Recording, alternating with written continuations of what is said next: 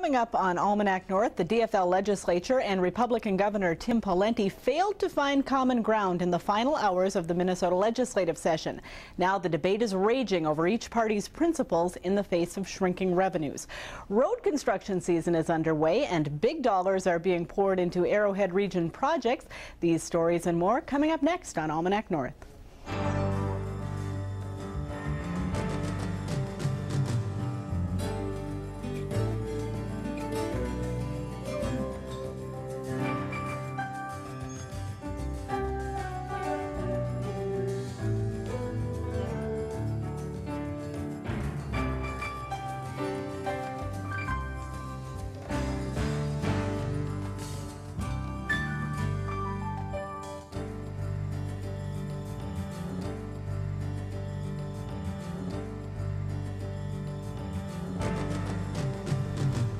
Hello and welcome to Almanac North. I'm Julie Zenner along with Darren Danielson. Thanks for watching. This week's show was taped on Wednesday afternoon due to the holiday weekend, and it's hard to believe that Memorial Day is here already, Darren. I'm ready for it, though. Yeah, and besides that sneaking up on us, another thing kind of snuck up on us this year, Julie, but unfortunately there's no sneaking around the huge bipartisan gulf that is in St. Paul. The multi-billion-dollar state deficit proved too much to bridge at the divided state capitol this week. The failure of Democrats in the legislature to come to an agreement with Governor Pawlenty, Republican Governor Tim Pawlenty, pointed out a marked philosophical difference in St. Paul, and it's likely to be a problem that continues to dog the legislative process here in Minnesota. Joining us now is Dane Smith, president of Growth and Justice, a progressive group that advocates for smart public investment. And Craig Westover is a policy fellow with the Minnesota Free Market Institute, which advocates for limited government. Thanks to both of you for being here.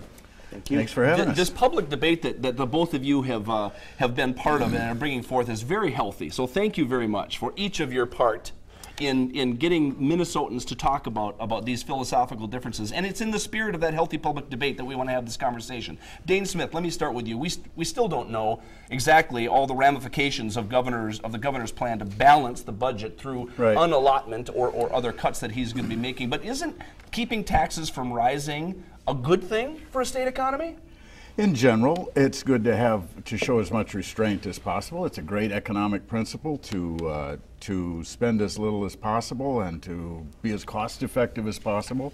But the fact is, Minnesota's overall effective tax rate, that's the total of state and local taxes, as a percent of income, is significantly smaller than it was 10 years ago. A lot of people don't realize that. And that's because we believe, disinvested too much in the important public things that make for a good economy. You know, this notion that the government is worthless and the private sector is all that matters is really patently false. The public sector provides education and transportation, and most of the money, sometimes there's this thought that it's all wasted or lost somewhere, actually ends up doing good. And that's just a fact. Okay. Mm-hmm. Well, Craig, I assume you might have some differences of opinion here. We're just going on a limb here. Yeah, just go out on a limb. Let me respond to that. It's interesting because when Dane and his group wants to talk about the good things of government, they mention the legitimate functions of government that are mentioned in the Constitution, and they don't mention all of the other expansive things that government is doing, making decisions about our health care, making decisions, not just funding education, but making decisions about our education system, government running the programs, not just seeing that the programs are in place. You mentioned in the intro that my group supports limited government. That's not the same as smaller government. What we're advocating for is not just, you don't just argue about spending cuts versus tax increases versus spending increases. It's what government is legitimately supposed to be doing. On the spending side and on the taxing side, you want to argue for economic principle. What is an effective tax versus an inefficient tax, rather than the gross amount. What do you think of the governor's plan right now to hold the line on taxes as he tries to put forth a balanced budget? I think from both the Democratic side and the Republican side, we lost a great opportunity in this session to have real tax reform and real spending reform. What we got from the Democrats was, we're going to support the interest groups that we support, and we're going to have spending increases where we are spending, not decreases, I guess, spending increases for the groups that we support. On the Republican side, you got, well, we're not going to have tax cuts. tax increases because those are the groups that we support. What we really needed was an agenda of reform where we got rid of taxes that we are inefficient, taxes that cost a lot and don't collect a lot, versus efficient forms of taxes where there's not a lot of distortion in the marketplace. Quickly, specifically to your question, Julie, I think, I'd much rather have the government unallocating funds than have the increased spending and taxes that we had. But I think he's going to end up cutting across the board, which means he's going to overfund programs that should be cut and underfund projects that should be continued. First of all, Craig and I share some common ground here. No. Yes. Well, you better share it with our viewers. We both want to control my life. Okay, seriously though. Cute. Both of our groups have at least his group has given some sort of endorsement to the idea of tax reform that broadens the base, that cuts business taxes, growth and justice, considers itself a pro-business progressive group, and we believe that business taxes are regressive. There was a proposal to cut corporate taxes. Representative Lincheski came out with a bill that would have redone the taxes, cut breaks and deductions. There's some good sense ideas there, and they need to be forwarded in the future, and I think we actually will agree on some things. But the idea of, and I also agree with Craig that this allocation is a terrible swift sword, a blunt instrument. It's not the way to run a budget. His choice is either to strike an allocation or an appropriation or not. Nothing in between. It's going to be interesting. There's already talk of a legal challenge to the authority, and on the basis of whether it really is an emergency or just a failure of the legislature and him to come to an agreement.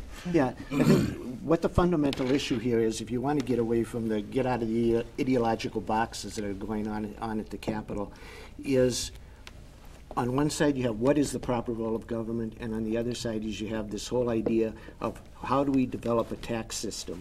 And one of the bones that I pick with Dane is that he basically has a moral approach to taxes. Fairness is the ultimate goal in his tax program. When Ann Rest and Lincheski developed their tax bills, they know more about tax policy and finance than most anybody up at the Capitol. What they don't understand is how does that policy fit in with the larger economics of the competition we face today as a global economy. So while they're doing a nice job of balancing the budget and creating a nice fair tax balance and all of that, they're not doing the kinds of things that we need to be competitive as a state in a global economy. Is that more of a moral argument than an economic one? I don't back away from the idea of introducing moral principles in the way we organize our communities and societies, and I think fairness definitely has a moral dimension to it. The fact is that taxes as a percent of income for people at the very top are a smaller percentage than they are in the middle, upper middle, and lower income classes. It's about 9% at the very top. It's about 12% for everyone else in state and local taxes. Even if you impose the federal taxes on top of that, very high incomes pay a smaller percentage than some of the people in the higher middle. And fairness is fairness. Isn't that a compensation for taking the risk to get to a place of... Many people took risk. That's the argument, right? Right. Many people took this risk. Many people inherited the money. Many people got lucky. There's all kinds of ways to wealth. The fact is that the people at the top arguably have benefited most from a society and a community that has that is all part of that. Can I jump in here, because this is what actually, I'm not going to get into the tax incident study. Dane is brushing over some things like people move between tax brackets, and you were exactly right. Very few people move from the top to the bottom. Well, yeah, they don't move from the top to the bottom, but they move across. So if I borrow money when I'm a student and not making any money, and now I'm making more money, the government is punishing me by charging me a higher tax rate, making it more difficult to pay off that loan. I don't want to get in there. Taxes. Where I want to go with this idea of this moral thing is ought always implies can. Dane says we ought to have a fair tax system. I agree. I'll raise my hand. I agree. But ought implies can. And what he's proposing to have higher income taxes on the wealthy isn't going to get us there. because of the mobility of capital, what happens is that if you're going to be charged higher income tax rate, I have to pay you more money to get you to come into Minnesota or to get you to stay in Minnesota, so you net out the same thing that you would net out in another Minnesota's state. always had higher taxes. It has had no trouble keeping and building millionaires in the state. We're one of the richest states in the country. Understand that we are changing. They're not going to flee. They're going to invest here, and we've done research that shows that the impact, actual economic impact, on a tax on the highest incomes, actually results in fairly modest job reductions. And the cuts will be more devastating. And there are economists who say that big cuts are worse for an economy in which you have to balance the budget than a modest increase on higher incomes. I'm going to agree with Dane, because what he's talking about is in the short term, and the analysis that he's talking about is, if I read your paper right, is an analysis of the Rest tax bill, which is one distortion. And listen to what Dane just said. Dane said that there's going to be a job loss with income tax by raising the income tax rate. There's also but it's going to be less than with tax cuts. So what we're saying is we're going to choose bad over worse. If we reform the tax system, go to the broader base, you don't get that distortion. And what you're talking about here now is, when Dane talks about in the past how we had a very closed economy before you have all this ability to transfer capital and to move capital. Back in the 70s, a state could control some of the inflow of capital, and that's why people weren't moving. But now you have much more competition for capital. Capital is freer to move. And the fact that we don't have a negative economy when we raise taxes doesn't mean that there's not a negative effect of raising the taxes. It just means other factors are compensating. Is there a limit to how much people are morally obligated to pay when it comes to taxes? Well, of course. 100% would be way too much, and 0% is not enough. The United States and Minnesota actually are average to low in total tax burden as a percentage of their income compared to other industrialized democracies. Most other industrialized democracies with whom we compete, and these are the nations that have fair democratic elections and systems of the wealthier nations have a democracy in which the public sector takes a larger share than it does in the United States, and Minnesota's average. We're hearing those states have better those countries often have better quality of life. We're hearing two different sides of the thing. Both of your organizations have names. Growth and justice, that's a good thing. Equality and freedom, those are good things too. Yes. Can we have a vigorous free market society at the same time a government dictated economy? Does it have to be either end of the spectrum? It seems like you're arguing for the same thing, which is good policy. Right. I think where the fundamental difference between Dane and I ultimately lie is, if we both had our druthers of a perfect society, we'd be way over here. But what we're advocating for is, just because government is obligated to fund something, or because we have a problem that involves government intervention, doesn't mean government has to run the program. Why does government have to run the school system and produce a school system in Minneapolis that graduates 40% of the kids? Why can't government provide, through vouchers and tax credits, money to individuals, and then let the dynamics of the market work to determine what an education system will be? We could have a deal here. We could have a deal here if we allocated $20,000 per student, which is kind of apparently the going cost for St. Paul Academy and Blake. Then we could have a system. But Dane. St. Paul Academy and Blake are not the standards. The standards are like your parochial schools, the small private schools, where you're talking about $5,000 to $6,000. It is good to hear you say that we do need to invest for this public purpose of education and yes, I'm a big believer in common good. So there's room to agree there, but we are not talking about a government-dictated economy here as a result of the majority's tax bills that passed.